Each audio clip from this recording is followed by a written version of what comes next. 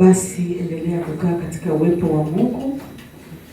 Nitakuwa na matangazo mwishoni, lakini sasa tuingie moja kwa moja kwenye neno la Mungu. Roho Mtakatifu akiendelea kutuhudumia. Na somo letu tulilonalo leo ni Roho Mtakatifu katika maombi. Roho Mtakatifu katika maombi ndio somo tunalokuwa nalo. Na ninamshukuru Roho Mtakatifu kwa sababu ameanza kutuhudumia kwa jinsi ya ajabu sana. Na moyoni mwangu nilikuwa nashindana sana na hili somo. Lakini nikiwa hapa madhabahuni nikasikia Roho Mtakatifu akaniambia somo utakalofundisha ndio hilo. Bwana Yesu asifiwe. Nimeliandaa lakini nikawa nashindana sana. Lakini Roho Mtakatifu amenidhihirishia kwamba somo letu leo ni Roho Mtakatifu katika maombi. Tulikuwa na somo Jumapili ukiacha hii ambayo tulikuwa na baba askofu, tulikuwa na somo la Roho Mtakatifu kama mwalimu. Na leo tutakuwa na somo la Roho Mtakatifu katika maombi. Tulijifunza kwamba kazi ya Roho Mtakatifu ni nyingi na tulizitaja, na baadhi yazo tulizozitaja moja hapo ni Roho Mtakatifu katika maombi, na ile la Roho Mtakatifu kama mwalimu tulijifunza. Tumekuwa na mfululizo sana masomo ya Roho Mtakatifu. Naamini kabisa kwamba Mungu analo kusudi na kanisa. Kwa hiyo ile shauku ulionayo na hizi nguvu ambazo umekutana nazo mchana huu wa leo, Roho Mtakatifu akikuhudumia, basi amini ya kwamba Roho Mtakatifu yuko mahali hapa na ataendelea kukuhudumia. Roho Mtakatifu ni mwalimu, Roho Mtakatifu ni mwombezi, Roho Mtakatifu ni mfariji pia tulijifunza, lakini leo Roho Mtakatifu katika maombi. Katika kile kitabu cha Warumi ile sura ya 8, Warumi ile sura ya 8 mstari ule wa 26 na wa 27, Biblia inasema, kadhalika Roho naye hutusaidia udhaifu wetu. Roho naye hutusaidia udhaifu wetu. Kwa maana hatujui kuomba jinsi itupasavyo, lakini Roho mwenyewe hutuombea kwa kuugua kusikoweza kutamkwa. Na yeye aichunguzaye mioyo aijua nia ya Roho ilivyo, kwa kuwa huwaombea watakatifu kama apendavyo Mungu. Kadhalika Roho naye hutusaidia kuomba. Roho Mtakatifu anatusaidia kuomba, kwa maana hatujui kuomba ipasavyo. Roho Mtakatifu anapoingia ndani yako, anakupa shauku, anakupa nguvu, anakupa uwezo, anakupa ya kupasayo kutamkwa, maana yeye anakusaidia. Biblia inasema ya kwamba kwa maana hatujui kuomba ipasavyo, lakini Roho mwenyewe hutuombea kwa kuugua. Roho Mtakatifu anatuombea, anakusaidia. Ndio maana unaweza ukaomba wakati mwingine unajisikia ukavu, unajisikia ukame, unajisikia huwezi kuomba. Lakini ukiwa na Roho Mtakatifu anakuinua. Roho Mtakatifu anakusaidia. Wakati mwingine unaweza ukashangaa kwamba mtu huyu anawezaje akaomba muda mrefu hivi. Ni kwa sababu Roho Mtakatifu yuko ndani yako. Haleluya. Roho Mtakatifu yuko ndani yako. Biblia inasema yeye anayachunguza madhaifu. Anayachunguza madhaifu tulionayo. Anaichunguza mioyo yetu. Anaugua kusivyoweza kutamkika. Roho Mtakatifu anaugua kwa ajili yako ndani yako. Roho Mtakatifu anaomboleza ndani yako. Ndio maana hata kama umekosea, unasikia Roho Mtakatifu ndani anaugua. Unasikia Roho Mtakatifu anaugua ndani yako. Na nasikia Roho Mtakatifu anaomboleza ndani yangu. Ni kwa nini? Ni ule uwezo ambao uko ndani ya Mungu Roho Mtakatifu. Bwana Yesu asifiwe. Kwa hiyo kwa uwezo wetu sisi hatuwezi. Kwa akili zetu sisi hatuwezi. Lakini Roho Mtakatifu yeye ndiye atakayekusaidia. Ndio maana nikasema ya kwamba tamani sana kujazwa na nguvu za Roho Mtakatifu. Kwa sababu ukiwa na nguvu za Roho Mtakatifu wakati tunaomba, wewe hautakuwa mtu wa kushangaa, na wewe utakumbwa na lile wingu. Roho Mtakatifu anaposhuka, ukiwa na Roho Mtakatifu na wewe unapokea lile wingu, unasikia nguvu za kuomba. Bwana Yesu asifiwe sana. Kwa hiyo Roho Mtakatifu anatuongoza katika maombi na mapenzi ya Mungu. Anatuongoza katika maombi. Wakati mwingine unapata ile shauku, unasikia ingia kwenye maombi, omba. Omba. Roho Mtakatifu ana shauku, anakuambia omba. Unajiuliza niombe nini? Unaingia kuomba, unajikuta unanena kwa lugha. Unajiuliza kuna kitu gani mbele yangu? Lakini Roho Mtakatifu anajua kwa nini amekufanya uweze kuomba. Jina la Bwana Yesu libarikiwe. Nakumbuka siku moja nilikuwa nimeamka nikasikia Roho Mtakatifu ndani yangu anaugua sana. Sasa nikawa tumeenda kwenye fellowship. Sasa Roho Mtakatifu ndani yangu anaugua. Nasikia kuomba sana. Kwa hiyo wakati naenda nikawa namwambia Mungu, ninatamani nikifika kwenye ile fellowship wasisome neno. Yaani wasiongee kitu chochote zaidi ya kusema tuombe. Basi nilipoingia, tulikuwa darasani, yule kiongozi alipoimisha wimbo wa kuabudu, akasema tuingie kwenye maombi. Bwana Yesu asifiwe. Nilijikuta nimelala chini na nena sana kwa lugha. Niliomba sana siku, yaani kile kipindi chote mpaka kiliisha mimi na nena tu. Sasa wenzangu wanashangaa, mama leo amekutana na nini? Ninaomba sana katika roho. Haleluya. Roho Mtakatifu anachunguza mioyo. Anajua yaliyoko mbele. Ndio maana kipindi kilichopita nikasema kwamba Roho Mtakatifu anatuonyesha hata yaliyoko mbele yetu. Kumbe mbele yangu lilikuwepo jambo ambalo halikuwa jambo zuri. Najua tuko duniani na watesi wetu wapo pia. Sio kila mmoja anayekupenda. Wako watesi wanaotamani kukuangamiza. Wako watesi wasiopenda huduma yako. Wako watesi wasiopenda kile kipawa ambacho Mungu ameweka ndani yako. Kwa hiyo nilikuwepo na watesi ambao walikuwa wamenipania katika mazingira mabaya. Kwa hiyo katika kule kuomba kwangu nimeomba sana. Baada ya kuomba sasa Roho Mtakatifu ananiambia tena funga. Kwa hiyo siku ile tena nikafunga. Kumbe jioni yake kuna mtu amepanga sasa kusema leo huyu mama leo ama zangu ama zake. Bwana Yesu atusamehe sana. Kwa hiyo alipokuwa amesema hivi jioni wakati nimeenda tena kwenye fellowship ya jioni wakati narudi, kumbe alikuwepo kijana mmoja. Mimi nilikuwa kiongozi wakati niko shuleni. Kwa hiyo ile kijana akawa amesema huyu mama anazuia vijana tusiende kwenye mabweni. Mimi nimeenda pale nimeokoka, ni mama mchungaji. Kwa hiyo nilikuwa nawafundisha mabinti na kina mama jinsi ya kukaa chuoni katika msimamo wa kimungu. Haleluya. Kwa hiyo sasa yule kijana akawa amesikia habari hizo, kwa hiyo mabinti wakawa wananiogopa. Wanasema kuja kule bwenini ukimkutana na yule mama, ni sitaki sana mama anione. Kwa hiyo unajua walioko mashuleni mnafahamu issue hizo. Kwa hiyo yule kijana akawa anasema huyu mama ni kiwingu. Kwa hiyo siku hiyo akawa amekuja amebana ukutani. Amebeba igogo. Yaani aligodo siku hiyo nife. Lakini Roho Mtakatifu alishatangulia kuniwekea ulinzi. Haleluya. Bwana Yesu asifiwe. Kwa hiyo mimi nimetoka fellowship nikaingia ndani nikafungua chumba changu nikakaa. Sikujua kitu chochote. Hasa nikaona anakuja kama yeye, dada umepitaje hapo nje? Nikamwambia vipi kwani? Akasema kuna mtu anakusubiria hapo. Haleluya. Bwana alinipitisha kama upepo.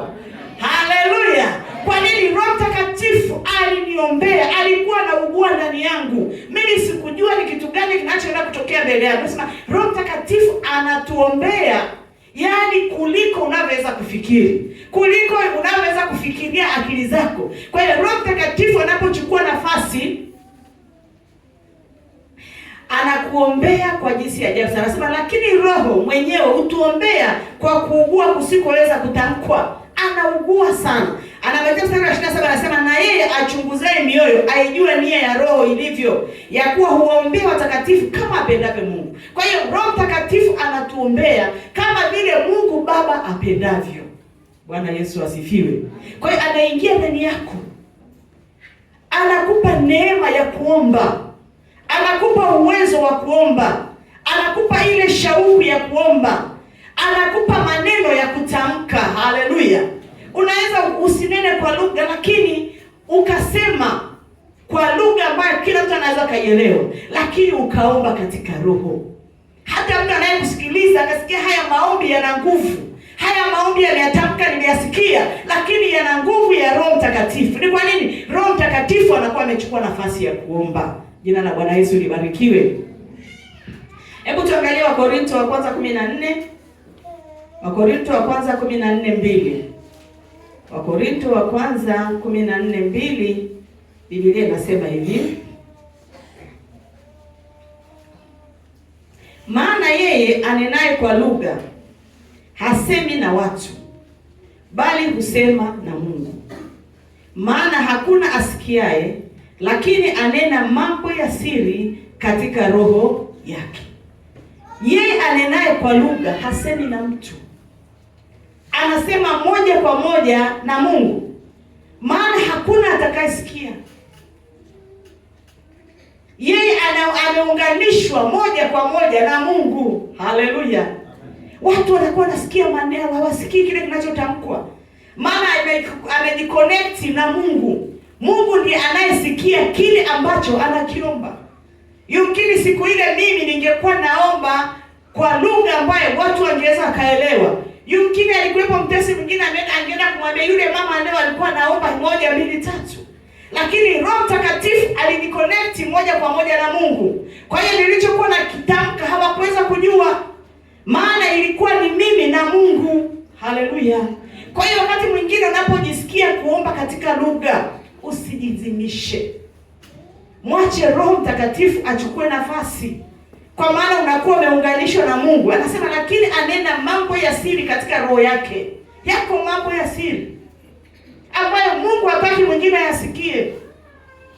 Unazungumza na Mungu wako, Roho Mtakatifu akiwa anakuhudumia, Mungu Baba akiwa anasikia kile ambacho unakizungumza. Yeye anaelewa unatamka nini. Haleluya! Hatuneni kwa lugha kwa mazoea. Hatuneni kwa lugha kwa hisia. Tunanena kwa lugha kwa sababu Roho Mtakatifu anakuwa amechukua nafasi. Anakupa lugha ya kutamka, anakupa lugha ya kusema. Ndio maana mtu mmoja akasema kwamba mimi naweza nikanena kwa lugha. Mtu mwingine akasikia, akasema ya kwamba mbona huyu leo hajasoma lakini anaongea Kiingereza sana? Ni Roho Mtakatifu. Unaweza kunena kwa lugha, mimi ni mchanga, lakini ukasikia hapa anaongea Kisukuma. Kadri Roho Mtakatifu apendavyo mwenyewe, anakupa lugha ya kusema. Haleluya! Siku moja nilienda kufanya huduma kanisa moja. Alikuwa bibi mmoja. Mimi sijui Kifaransa lakini nasikia wanapotamka. Yule bibi akawa ananena. Yaani nikashuhudia kabisa huyu bibi huyu anazungumza Kifaransa. Haleluya! Anaongea Kifaransa lakini hakuwepo mtafsiri. Aliongea muda mrefu sana. Nikasema ndivyo Roho Mtakatifu alikuwa mjalia kutamka. Haleluya! Kwa sababu Mungu wetu anajua lugha zote. Hata hapa kila mmoja ukijaliwa kuomba kwa lugha yako, Mungu anasikia. Wengine wakaomba Kihehe, wengine wakaomba Kibena, wengine wakaomba Kinyakyusa, wengine wakaomba Kisukuma, wengine wakaomba Kikuria. Yuko Mungu anayejua lugha zote, kwa sababu yeye ndiye mwanzilishi wa lugha. Haleluya! Yeye ndiye alianzisha hizi lugha. Ndio maana hata ukiweza kuomba Kikwako, omba. Wanyakyusa wanapenda sana kuomba Kinyakyusa. Ukienda kule Kinyakyusa, unakuta Kinyakyusa amenyebwaka anaongea tu Kinyakyusa. Kwa hiyo Mungu sio kama Mungu haelewi. Mungu hana kabila. Wewe sema kama Mungu wangu mimi ni Mnyakyusa, Mungu wangu mimi ni Mchaga. Mungu hana kabila, makabila yote ni ya kwake. Kwa hiyo katika yote unaweza kuomba kwa lugha yoyote. Haleluya! Kadiri Roho akusaidia wewe kutamka. Hebu tuangalie kwamba katika kile kitabu cha Waefeso sura ile ya 6 mstari wa 18. Waefeso 6:18. Biblia inasema hivi. Waefeso 6:18. Kwa sala zote na maombi mkisali kila wakati katika roho.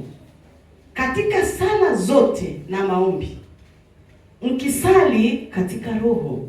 Manake kama tunasali katika roho, manake kuna kusali katika mwili. Unasali kimwili, lakini sali katika roho, manake umempa Roho Mtakatifu nafasi. Anasema mkikesha katika jambo hilo na kudumu katika kuombea watakatifu wote. Kwa hiyo tutasali katika Roho. Roho Mtakatifu akitusaidia, Roho Mtakatifu akituwezesha, Roho Mtakatifu akitupa ya kutamka.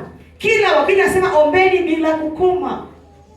Maanake tunapoomba bila kukoma, yuko Roho Mtakatifu anayetusaidia. Hatutakoma, hatutaacha kusali. Anasema ombeni katika Roho. Haleluya. Tulipokuwa baada ya kipindi cha sifa, naona wingu lilishuka mahali hapa. Watu waliomba katika Roho. Wengine walilia.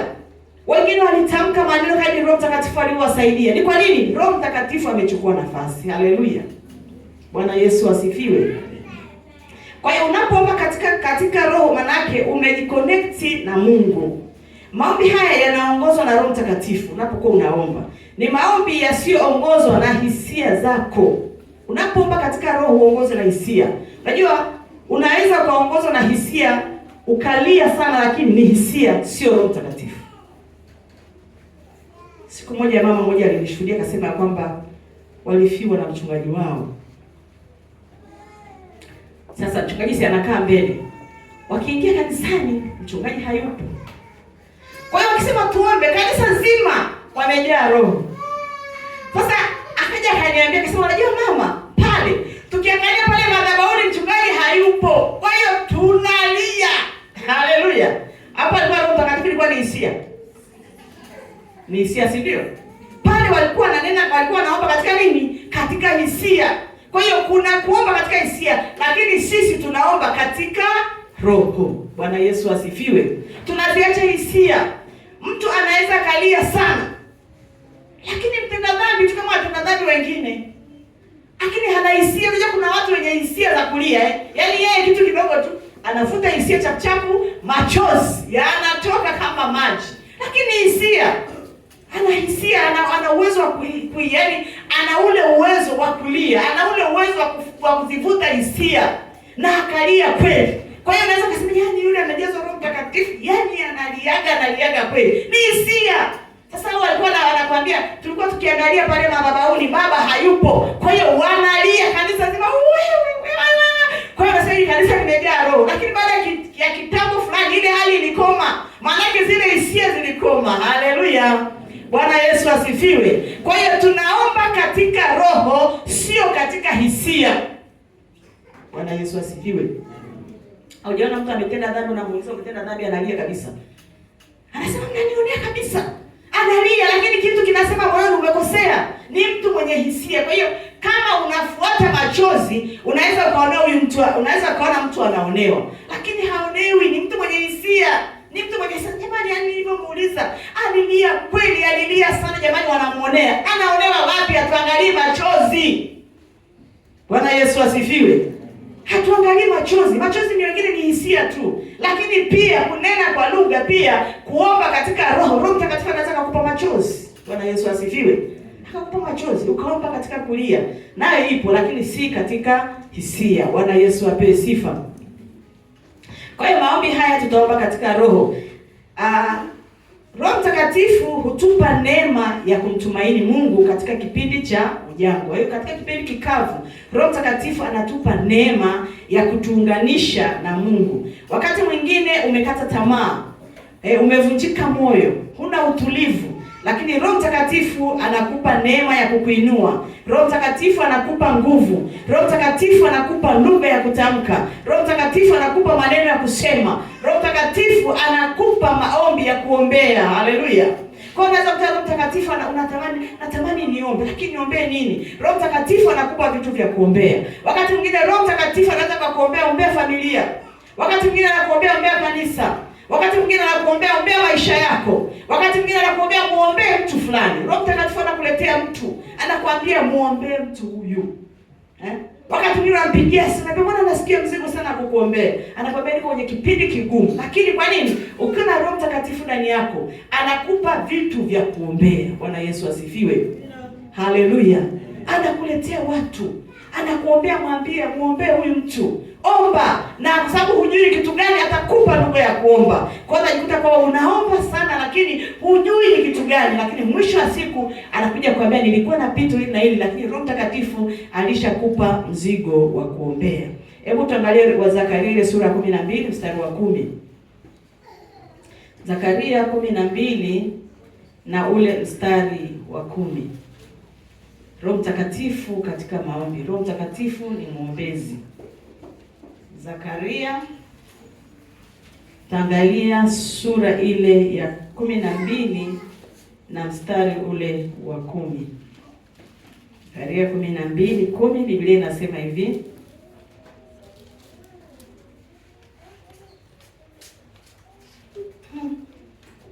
Sijakosea kuliandika. Zakaria 12:10. Biblia inasema, nami nitawamwagia watu wa nyumba ya Daudi na wenyeji wa Yerusalemu roho ya neema na kuomba. Tutapewa roho ya neema na kuomba. Maana iko roho ya neema, tunapata neema na roho ile ya kuomba. Nao watamtazama yeye ambaye walimchoma, nao watamuombolezea kama vile mtu amuombolezeavyo mwanae wa pekee.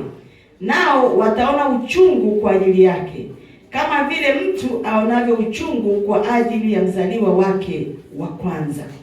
Atawamwagia neema, roho ya neema na roho ya kuomba. Tutakuwa na kilio, tutakuwa na maombolezo ndani yetu. Tutakumbuka Yesu alivyotufia pale msalabani. Anasema yule waliomchoma, yule aliyemuua pale msalabani. Tutaona uthamani wa Yesu Kristo. Bwana Yesu asifiwe. Unajua, ukijua uthamani wa Yesu, unajua Yesu alikokutoa. Unajua kama si Yesu aliyenifia, kama si Yesu aliyeandikwa pale msalabani, kama si Yesu aliyekubali kuutoa uhai wake, nisingekuwa hivi nilivyo, nisingekuwepo leo. Au yumkini ningekuwa na wakati mgumu, yumkini ningekuwa mlevi kama walevi wengine. Lakini ukikumbuka ya kwamba yuko Yesu aliyetoa maisha yake kwa ajili yako, unajisikia kuomba. Haleluya. Unajisikia kuishi maisha matakatifu kwa sababu kuna mtu aliyetoa uhai. Hakuna mzazi ambaye anaweza kutoa uhai kwa ajili ya mtoto wake. Hayupo. Hata kama watoto wetu tunawapenda, hata kama mke wako unampenda kwa kiwango cha juu, lakini hakuna mtu aliyekubali kutoa uhai wake akasema na utoa uhai kwa ajili ya mke wangu, na utoa uhai kwa ajili ya mtoto wangu. Hayupo. Lakini yuko mmoja tu. Haleluya. Yesu Kristo aliyeangikwa pale msalabani. Wakamchoma mkuki pale msalabani. Akasema Eloi Eloi. Akalia pale msalabani. Ni yeye aliyekufanya hivi ulivyo. Baba mmoja alivamiwa. Alipovamiwa nyumba ilikuwa kina majambazi.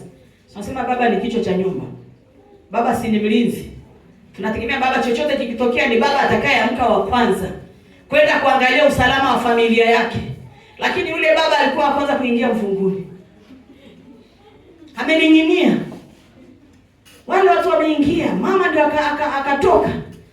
Baba yuko mfunguni anatetemeka. Kwa nini? Hayuko tayari kutoa uhai. Haleluya. Wameondoka majambazi, baba anatoka mfunguni. Ndipo wameondoka. Hapo kuna baba hapo. Kuna baba hapo. Bwana Yesu asifiwe. Kwa nini? Yesu alikubali kutoa uhai. Ndio sababu akasema hakuna mtu awezaye kutoa uhai. Hata tunapofiwa tunalia. Tunaenda pale kaburini tunalia, lakini hatudumbuki. Wakisema sasa umelia sana dumbukia, usikia sasa tunalia sana. Umeniachaje? Umeniachaje mimi? Ondokaje? Mbona hujaniambia kitu? Natamani ningeenda na wewe. Shuka. Hakuna ambaye yuko tayari. Tutamwacha mwenyewe kule Igereke. Tutafukia tunamwacha kule, lakini nasema jamani, nilia kweli singezikuwa naye. Ni kwa nini? Hatuna ule uwezo wa kutoa uhai. Alishatoa uhai mtu mmoja tu. Haleluya. Bwana Yesu asifiwe. Ambaye ni Yesu Kristo, ambaye aliyabadilisha maisha yako. Ambaye amekubadilisha wewe jinsi ulivyokuwa. Ulikuwa na tabia mbaya. Ulikuwa una sifa mbaya. Lakini Yesu Kristo akakununua kwa damu ya thamani. Ndiye anayesema ya kwamba tutamkumbuka yeye aliyeandikwa pale msalabani. tukiwa na neema ya kuomba, tutamkumbuka yeye aliyeangikwa pale msalabani. Tutamkumbuka yeye aliyeutoa uhai wake kwa ajili yako. Hebu tafakari kwamba kama si Yesu leo ungekuwa wapi? Rudi maisha yako ya nyuma. Kama si Yesu leo ungekuwa wapi? Magonjwa yalikuandama, lakini yuko Yesu aliyekununua akakuponya. Wachawi walikuniga usiku. Ukilala usiku umenigwa. Wanakushughulikia usiku, ukiamka asubuhi umechoka. Wengine mlilimishwa usiku. Lakini yuko Yesu aliyeangikwa pale msalabani. Haleluya. Anasema mtamkumbuka, mtamtazama yeye waliyemchoma, nao watamuombolezea kama vile mtu amuombolezeavyo mwanae wa pekee. Nao wataona uchungu kwa ajili yake kama vile aonavyo uchungu kwa ajili ya mzaliwa wake wa kwanza. Mzaliwa wa kwanza anauma. Unatamani kumuona mzaliwa wako wa kwanza? Anasema kama vile utakavyomwona mzaliwa wako wa kwanza uchungu anapoingia kwenye matatizo, anapoondoka, ule uchungu unavyouona ndivyo ambavyo inavyokuwa. Kwa hiyo tutapata neema ya kuomba. Hebu tuangalie habari za huyu mwanamke alikuwa anatokwa na damu. Huyu mwanamke alikuwa anatokwa na damu katika ile Luka 8:43. Anasema alikuwa mwanamke mmoja aliyekuwa anatokwa na damu kwa muda wa miaka 12. Biblia inasema ya kwamba alienda kwa madaktari, maspecialisti walimtibu, waganga walimtibu. Biblia inasema kwamba alitumia mali zake nyingi kwa ajili ya matibabu, lakini hakupona. Just imagine, miaka 12 sio michache, ni mingi. Huyu mwanamke alipata tabu, alipata shida, alitengwa na jamii, kwa sababu kipindi hicho pia ukiwa katika hali kama hiyo, huruhusiwi kushikamana na watu, huruhusiwi kwenda kwenye makusanyiko ya watu. Kwa hiyo alikuwa ametengwa. Lakini Biblia inasema kwamba huyu mwanamke akasikia habari za Yesu. Haleluya. Akasikia habari za Yesu.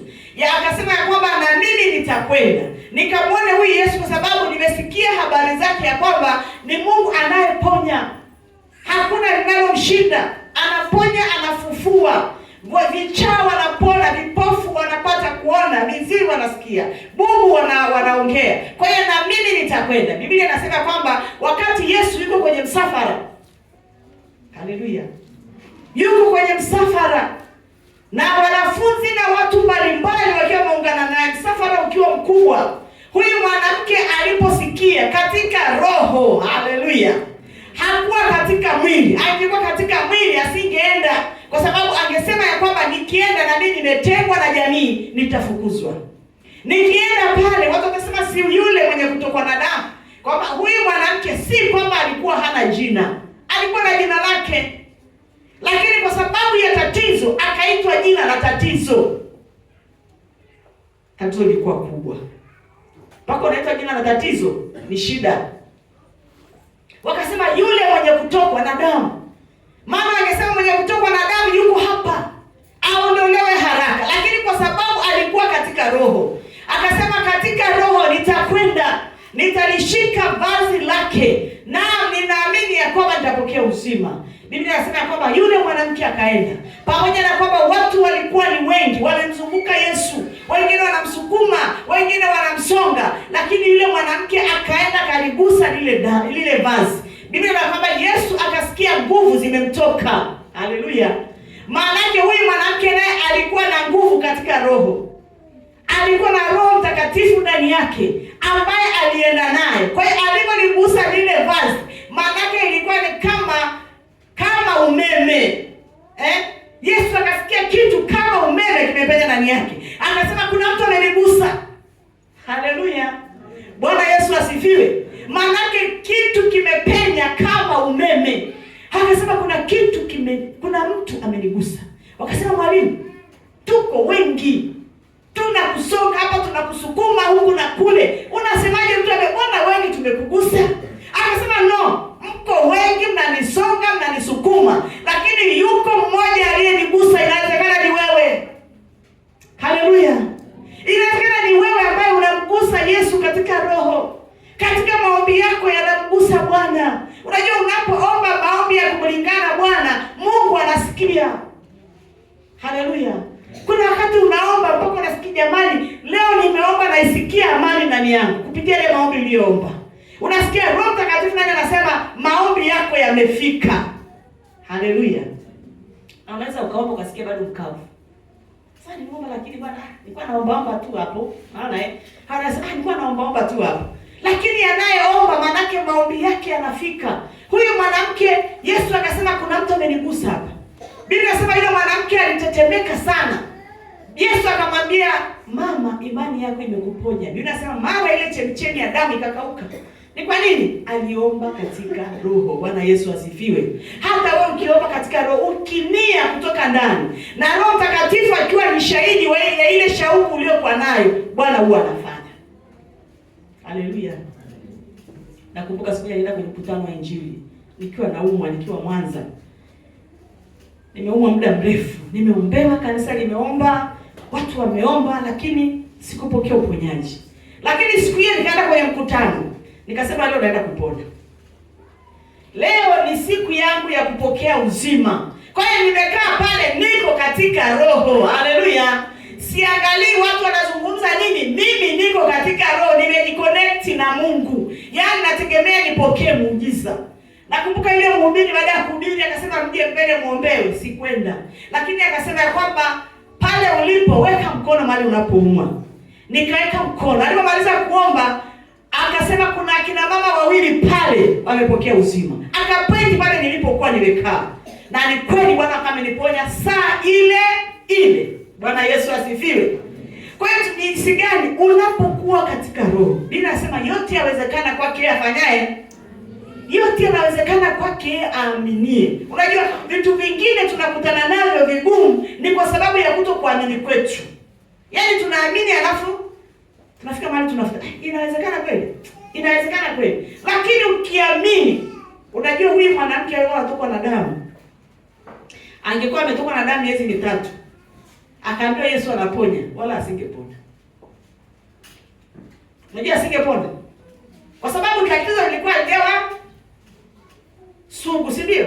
Lilikuwa jawa critical. Lakini miaka 12 alisema liwalo na liwe. Haleluya. Liwalo na liwe. Hata kama nimetengwa naenda. Wakinifukuza, wakinipiga, kama nikupona nipone, kama wataniua niue, lakini ninakwenda. Kwa ile shauku iliyokuwa ndani yako ndio ile mnyanyua yule mwanamke. Zile nguvu za Roho Mtakatifu ndio hizo mnyanyua yule mwanamke. Akaenda akalishika lile vazi. Biblia inasema chemichemi ile ya damu ikapata kukauka. Ni kwa sababu gani? Alijiconnect na Roho Mtakatifu ndani yake. Kwa hiyo Roho Mtakatifu akaenda kujiconnect kwenye vazi la Yesu. Yesu akasikia nguvu zimemtoka. Akasema jamani, nguvu zimetoka. Haleluya. Akasema nguvu zimenitoka. Maana Yesu ana nguvu nyingi. Kwa hiyo zile nguvu zikatoka, maana zilipungua kidogo zikaingia ile mwanamke. Haleluya. Hata wewe nguvu leo zinatoka, zinaingia kwako, lakini bado hatujajiconnect na yeye. Bwana Yesu atusaidie sana. Kwa hiyo tujitahidi Roho Mtakatifu awepo ndani yako ili kwamba aweze kukusaidia, aweze kukuondolea magumu, asikupe kuyaona matatizo. Unajua roho adui siku zote anakupa kuona matatizo. Anakupa kuona shida. Anakupa kuona tu hii shida itaisha lini. Ukiingia kwenye maombi badala ya kuomba shida ishi, unalikumbuka tatizo limekusimamia mbele yako. Ninakwambia unapotoka na damu. Ona jinsi watu walivyokutenga. Ona jamii yako ambayo walivyokuweka mbali. Liweke tatizo pembeni, muangalie Yehova.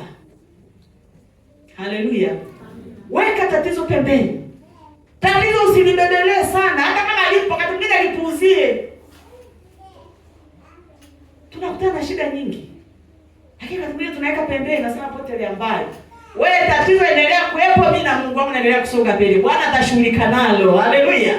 Kwa hiyo usibebelee tatizo ndio. Jamani tuombe, wewe tuombee ibada, wewe una tatizo lako, baba tatizo langu. Wakati mwingine liache tatizo, fanya yale yanayokupaswa kufanya kwa wakati huo. Haleluya. Unajua nataka kusema jamani tuombee ibada. Yaani ukaona mtu analia, ukasema ibada ya kesho itakuwa moto wa kuotea mbali. Mtu anamwaga machozi hivi. Kumbe ana tatizo lake. Sisi tunaomba baba tukakuone katikati ya ibada, kumbe mwenzangu yeye anaombea madeni. Rejesho. Analia, rejesho limemkamata. Kesho nina rejesho Yesu. Yesu rejesho. Fungua milango Yesu. Sisi tunasema naomba kweli baada ya kesho. Kumbe wenzako anaomba nini? Rejesho. Sasa tatizo weka pembeni. Fanya yaliyo ya Mungu ili kwamba Bwana aweze kufanya ya kwako. Haleluya. Unajua Mungu anaiangalia nia ya moyo.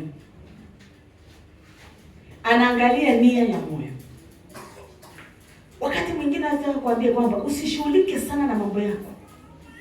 Shughulika na mambo ya Mungu. Shughulika na kazi ya Mungu. Sasa hivi tuna michango ya ujenzi. Sio kwamba tuna mambo ya kufanya, ni mengi kuliko. Lakini tunashughulika na mambo ya Mungu ili kwamba Mungu aweze kushughulika na mambo yetu. Ili uwe na nafasi ya kumdai Mungu. Uwe na nafasi ya kumkumbusha Mungu. Wakati Hezekia anaambiwa Hezekia utakufa wala hautapona. Wakati amepelekwa taarifa na nabii Isaya. Akaambiwa Hezekia ugonjwa huu ulionao utakufa wala hautapona. Hezekia akawa na kitu cha kumkumbusha Bwana. Akamwambia Bwana, kumbuka jinsi nilivyotembea na wewe. Jinsi nilivyoifanya kazi yako. Akawa na kitu cha kumkumbusha Bwana. Mungu akasikia maombi ya Hezekia. Bila sema Hezekia akalia sana. Bwana akasikia kilio cha Hezekia. Bwana akakumbuka kazi za Hezekia. Haleluya. Bwana azikumbuke kazi zako. Akakumbuka jinsi ambavyo Hezekia alitembea naye. Bwana akamwambia Isaya, rudi kwa Hezekia. Kamwambia kwamba atapona na nitamuongezea miaka 15 ya kuishi. Ni kwa nini? Hezekia alikuwa na kitu cha kumkumbusha Bwana. Uwe na kitu cha kumkumbusha Bwana. Haleluya. Kwa hiyo hivi tunavyofanya, tunafanya harambee, tunafanya contribution kwa ajili ya kujenga kanisa. Lakini wewe fanya. Usiangalie kwamba Bwana mimi na madeni. Usiangalie kwamba Bwana mimi najenga. Usiangalie kwamba mimi na ada. Usiangalie, fanya ya Bwana ili kwamba Bwana aweze kufanya ya kwako. Bwana Yesu asifiwe. Uwe na kitu cha kumkumbusha Bwana. Kuna nyakati zitafika. Uwe na kitu cha kumwambia Bwana, nikumbuke. Kumbuka hata ile sadaka niliyotoa pale kanisani ya kujenga kanisa. Kumbuka ule mchango niliotoa pale kanisani kwa ajili ya vyombo Bwana. Kumbuka kile nilichokifanya kwa ajili ya mama fulani alipokuwa na shida.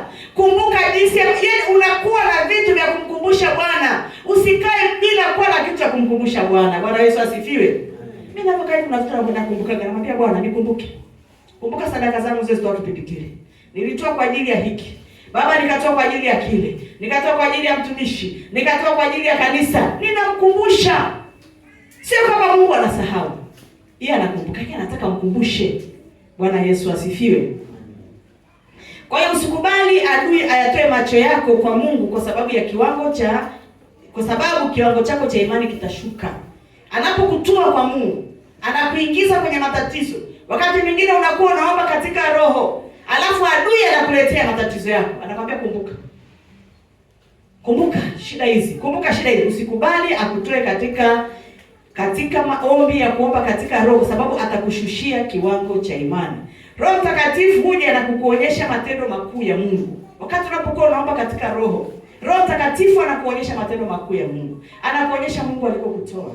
Anakuonyesha Mungu alivyokutendea. Kwa hiyo unajikuta kwamba jinsi Roho Mtakatifu anavyokusaidia kukuonyesha matendo ya makuu ya Mungu katika maisha yako, ndivyo ambavyo unazidi kujaa. Unajua Roho Mtakatifu kadri unavyoomba ndivyo anavyozidi kujaa. Haleluya. Wangapi wameendesha baskeli? Aliendesha baskeli. Baskeli inajichaji kwa kupitia nini? Nini? Baskeli ina dynamo. Dynamo sio inafua umeme kwenye baskeli. Au za speed hazina dynamo? Zinazo. Baskeli za speed zina dynamo au hazina? Chache zinazo. Lakini yale ya kodi ya zamani na Phonex inafanya nini? Dynamo. Dynamo kazi yake ni nini? Nazalisha umeme. Alafu inafanya baskeli inakuwa nyepesi, si ndio? Kwa hiyo unapoendesha ile dynamo inafua umeme, ni kitu kidogo sana pale. Lakini kinafua umeme. Kwa hiyo Roho Mtakatifu ni kama dynamo. Haleluya. Kwa hiyo unapoendelea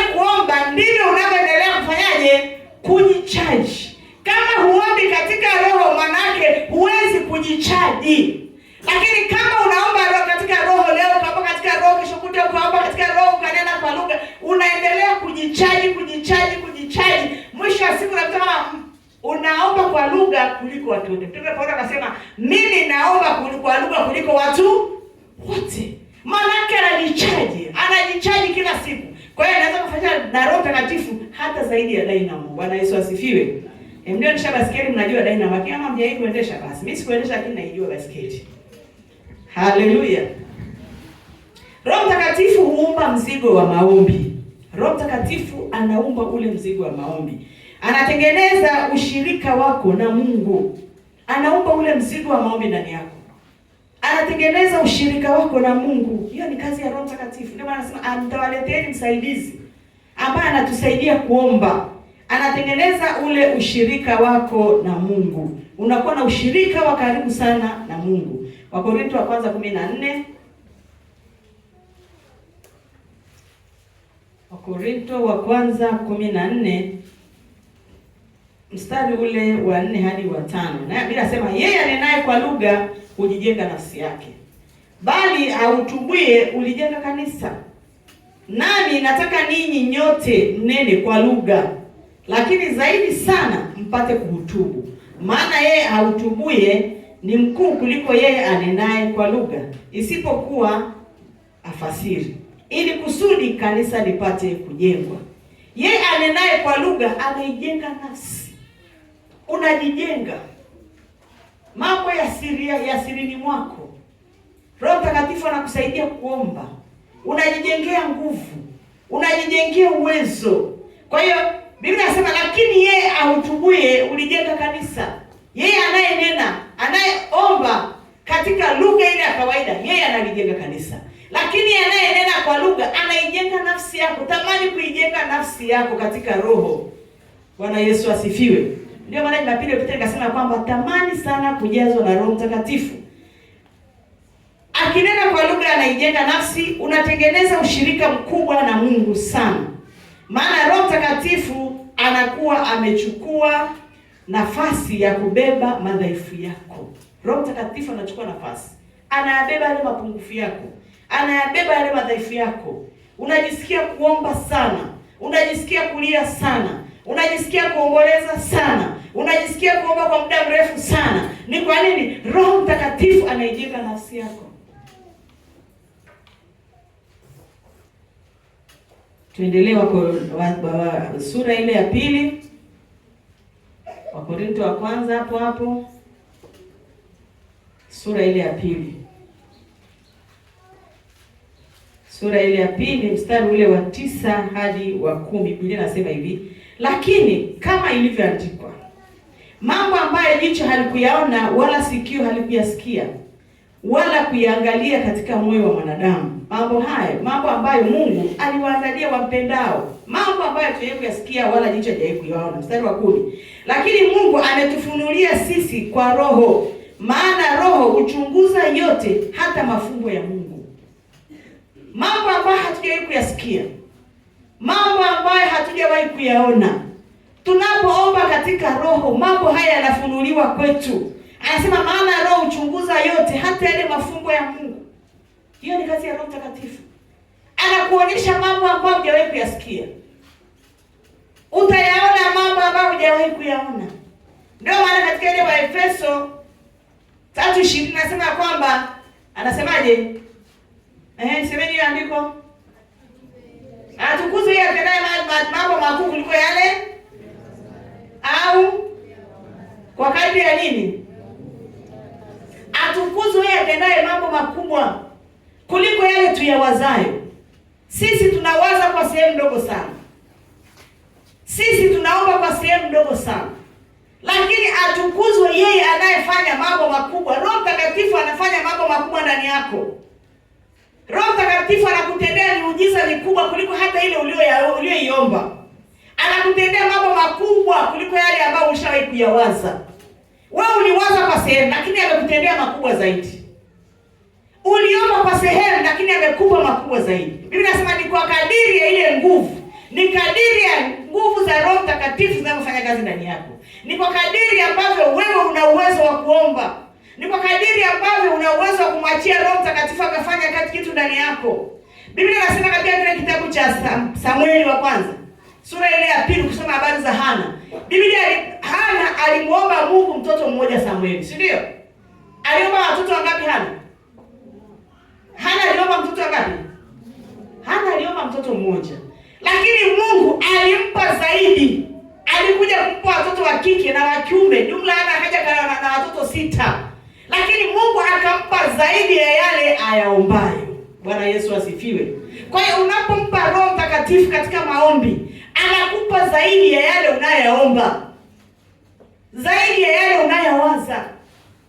Wewe unaweza ukawaza kwamba Mungu, naomba unipe baiskeli, lakini Mungu akakupa zaidi, akakupa pikipiki. Ni kwa nini? Ni kwa kadiri ya ile nguvu. Ni kwa kadiri ambapo unampa Roho Mtakatifu nafasi.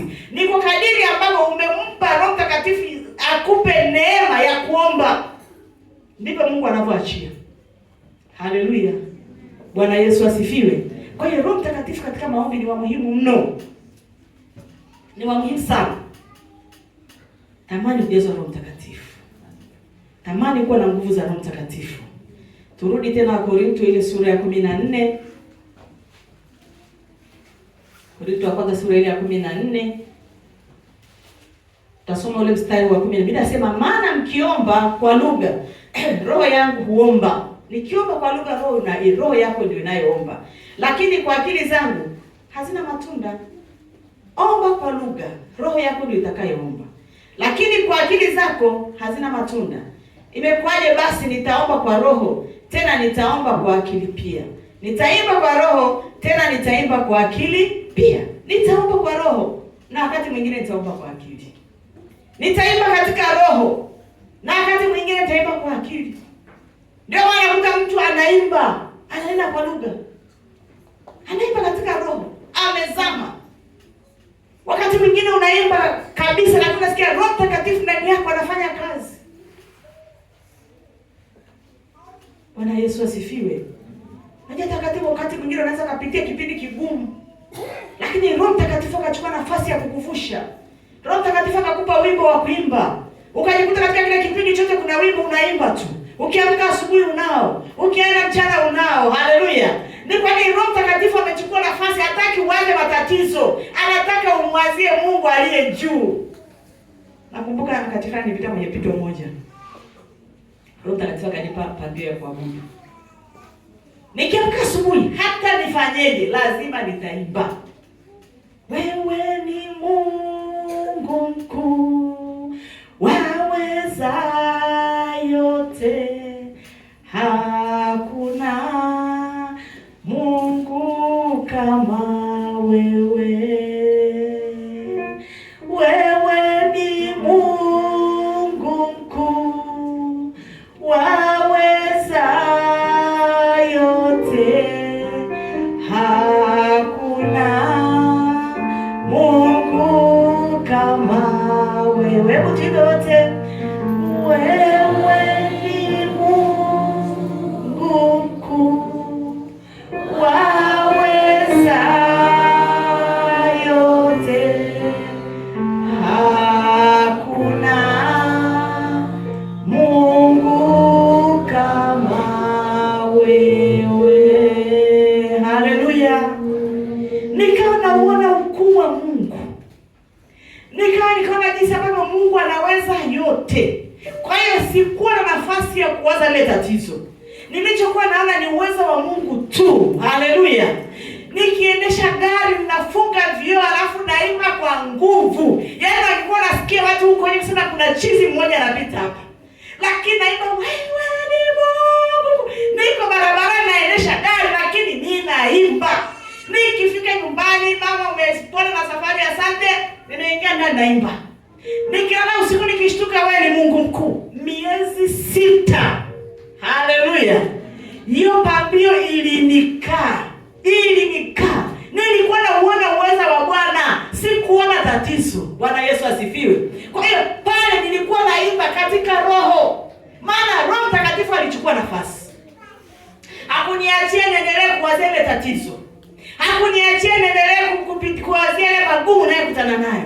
Lakini alinifanya niuone uweza na ukuu wa Bwana. Haleluya. Ndio maana mimi pambio sasa imba uweza wa Bwana. Mimi napenda sana. Sababu ninauona uweza wa Bwana. Ninauona ukuu wa Bwana. Haleluya. Ninayaona matendo ya Bwana, naona jinsi ambavyo Mungu anavyoweza. Kwa hiyo badala ya kubebelea tatizo, mimi nikambebelea Mungu wangu. Kwa hiyo naona uwezo wa Bwana. Wewe ni Mungu mkuu, unaweza yote. Hata yeye anakutana naye unaweza. Hata mapigo ndio naye anaweza. Kwa hiyo nikawa naimba katika roho. Bwana Yesu asifiwe. Unajua kuna watu ambao wanakutana matatizo. Anatafuta kaimba kaika taarabu. Ndio hapo kakufariji. Kavijembe. Yaani hili tatizo umesababishia wewe, ngoja nikupigie na kijembe ka taarabu. Hapo hakuna kupona katika roho, lazima kujiua. Haleluya. Unajiua. Mimi sijui taarabu. Ndio maana taarabu ningeimba mmoja. Sijui. Ningeimbia hata kamoja ka taarabu. Yaani mtu anajifariji na kawimbo ka taarabu. Unajua taarabu ni nyimbo za mipasho. Ndio nafte. Sijui nilisema nini uso wako kama ni njia sijui nini. Haleluya. Sasa sisi tuliookoka tunaimba uwezo wa Bwana. Haleluya. Achana na taarabu hapa. Achana na mipasho. Imba nyimbo katika roho. Haleluya. Umenisababishia tatizo, mimi nitaona ukuu wa Bwana. Sitakuimbia taarabu, wala sitakuvalia kanga yenye maneno, bali nitakuvalia kanga inayobariki Bwana. Haleluya. Bwana Yesu asifiwe. Zamani Bwana tunavaliana kanga, kama uso wako ni njia, nuna tusipite. Wamegombana hapo, anaenda kununua kanga, alafu anapita, anahakisha lazima aisome. Anapita na ya mjambo hapo, uso wako. Zamani Bwana anasoma maandishi, kama uso wako ni njia, nuna tusipite. Vijembe hivyo. Sisi hatuna vijembe. Haleluya. Biblia inasema wapendeni wanaowaudhi. Haleluya. Wapendeni wanaowaudhi. Sasa unataka umtafutie kanga nitafutie na taarabu. Kama kwenye nyumba kupanga ndio sana kana taarabu, unaweka sauti mpaka mwisho. Weka nyimbo za Mungu. Ajue ya kwamba kuna mtu anayempenda huko ndani. Pamoja na yote niliyofanya, mwenzangu yuko. Haleluya. Bwana Yesu asifiwe. Kimpa Roho Mtakatifu nafasi mpendwa, shida unazokutana nazo zitakuwa zinayeyuka zenyewe. Haleluya. Zitakuwa zinayeyuka yenyewe. Ni kwa nini? Utaimba katika roho. Utaomba katika roho. Utafikiri katika roho. Yaani mambo yako yatakuwa ni mambo ya kiroho. Kiasi kwamba wewe una shida ya kwenda kupambana na watu. Una shida ya kwenda kujibizana na watu. Unajua kwamba uwezo wa Bwana upo na Bwana atafanya. Na mimi katika hili tatizo nitatoka. Jina la Bwana Yesu libarikiwe. Kwa hiyo ukipata neema ya kuomba katika roho, unapata neema ya kufunuliwa mambo ambayo jicho halijaona wala sikio halijasikia. Utapewa zaidi yale uombayo. Kama vile Hana alivyoomba mtoto Samueli. Aliomba mtoto mmoja tu. Lakini Bwana akampa zaidi yale ayaombayo. Ni kwa nini? Alikaa katika roho. Wakati Hana anaenda hekaluni kwenda kuomba, alikuwa anaomba katika roho. Hata mtumishi wa Mungu yeye akamwambia, wewe mwanamke utaendelea kunywa mpaka lini? Utaacha lini ulevi wako? Ana akasema, mimi mtumishi wa Mungu sijalewa, bali nimeumimina roho yangu kwa Bwana. Ameimimina roho, anaomba katika Roho Mtakatifu. Biblia inasema maneno yake hayakutamkika. Hakuna mtu aliyesikia maneno ya Hana, ila alionekana midomo yake inacheza. Haleluya. Midomo ile inacheza tu, anaomba. Hata mtumishi wa Mungu alipomwangalia akasema, huyu mwanamke asubuhi hekaluni jamani na ulevi inakuaje? Maana hasikii kitu. Ila ndio mwanamke anaomba katika roho. Unajua ukiomba katika roho, yaani hata aliyeko pembeni yako unaweza kumwambukiza. Bwana Yesu asifiwe. Hata aliyeko pembeni yako ile nguvu inaweza kumwambukiza. Hili akashangaa. Akaambia, sasa mwanamke nenda kwa maana Bwana akupe haja ya moyo wako. Biblia inasema Hana akaenda akampata mtoto nani? Mtoto Samueli. Ni kwa nini? Alikuwa muumimina moyo wake kwa Bwana. Alikuwa anaomba katika roho. Alijua kama Mungu anaweza kumtendea. Alijua kama mwanadamu hawezi kumfanyia kitu chochote. Lakini akaenda kwa Bwana katika roho. Jina la Bwana Yesu libarikiwe. Roho analeta amani katika yale uyaombayo. Unakuwa na furaha. Yale unayoyaombea ukiomba katika roho. Roho Mtakatifu anakupa amani. Roho Mtakatifu anakupa furaha. Unatoka kwenye maombi unajisikia furaha. Sio unatoka kwenye maombi unasikia tena uchungu. Roho Mtakatifu analeta furaha. Kwa nini? Ulimpa nafasi. Unatoka kwenye maombi unasikia mwili umekuwa mwepesi. Haleluya. Yaani unapokuwa unasikia unajua sisi wanakuwa hata kitu tunapata mafua. Si ndio jamani? Kwa sababu tukiingia kwenye maombi tunalia na kamasi dele. Sasa hiyo mafuta yanatoka bila siku kamia, tunayatoa. Roho Mtakatifu anayatoa. Haleluya. Ukitoka hapo mwepesi, Roho Mtakatifu amefanya kazi ndani yako. Alafu unaona kwamba yale uliyoyaomba yamekuwa. Haleluya. Mimi sipenda kutaka kwenye maombi hapa anasema, nimetoka kuomba hapo Bwana. Nilikuwa naombea biashara yangu, lakini sijui mwenzangu ile biashara nijiwe, sijui. Umefuta maombi. Unasema nimetoka kwenye maombi najiombea, jamani, yani masomo yangu yamekuwa magumu, sielewi. Lakini nimeomba kweli Bwana, nilikuwa na maombi ya kufunga. Lakini sijui kichwa hiki kilivyo kigumu. Sasa umeomba hapo. Umeomba unasema kichwa hiki kilivyo kigumu. Kuna kupokea hapo. Unamwombea mume wako, unatoka unasema nimemwombea baba nani, lakini jamani sijui kama ataokoka kweli. Sasa umefuta. Tunaamini yale tunayoomba ya kwamba yamekuwa. Haleluya. Unaamini ugonjwa ambao unakusumbua ya kwamba umeomba yanatokea. Haleluya. Nakumbuka tulikuwa na binti moja hapo kanisani. Walikuwa miaka nyuma, alikuwa na shida ya mguu na msiku atakuwa anakumbuka. Ule mguu ulimsumbua. Alikuwa anafunga tu kitambaa. Hata mama Oliva mkumbuka ile binti. Alikuwa anafunga kitambaa, mguu ule unatoa harufu. Lakini alikuwa ananiambia mama, mimi huu mguu wangu utakuja kupona tu. Anafunga tu kitambaa, anachechemea, anakuja kanisani anachechemea. Kidonda kile hakiponi. Lakini alikuwa ananiambia mama, mimi nitakuja kupona, anambia mwanangu utapona. Alikuwa anaamini mwanangu naendeleaje, sema mama, mimi nitapona tu. Yaani alikuwa anaamini kwamba atapona. Siku moja anasema kwamba kuna kitu kilitoka kwenye ule mguu kama kimfupa, ndio uponyaji wa ule mguu. Bwana Yesu asifiwe. Akapona kabisa, akachumbiwa, akaolewa. Kwa nini? Aliamini ya kwamba anayeomba atatokea. Sasa wewe unaomba unasema nimeomba Mungu anipe mchumba. Alafu nafika nyumbani najiangalia kwenye kioo, sasa sura hii. Kwa sura hii? Sijui. Nani aliyekwambia kwa sura hiyo hujui? Yeye anafika nyumbani unajikataa mwenyewe. Maana yeye anasema msio mnajikataa. Haleluya. Yaani Mungu alivyokuumba wewe ni mzuri. Hata kama ni mweusi, anasema mimi ni mweusi lakini nini? Ninao uzuri. Mimi ni mweusi lakini ninao uzuri. Wewe unajiangalia hivi mimi. Yaani nimemwomba Mungu jamani, leo mama ametuombea, ametuwekea na mikono. Lakini nina weusi huu. Nani aliyekwambia usiku wabaya? Biblia inasema mimi ni mweusi lakini nao uzuri. Haleluya. Haleluya. Kuna mtu mwingine anatamani apate the beauty black. Yaani anatamani apate cheusi ndio yaani ndio ombi lake. Sasa wewe umejikataa eti mweusi huu. Wewe unataka nikajikoboe kidogo. Weusi wako una thamani yake. Haleluya. Usijikatae. Mungu aliyekuumba alikuumba kaona kwamba wewe ni nani? Wewe ni mzuri. Kwa hiyo Roho Mtakatifu anapokuambia wewe ni mzuri, kubali. Haleluya. Usianze kujikataa.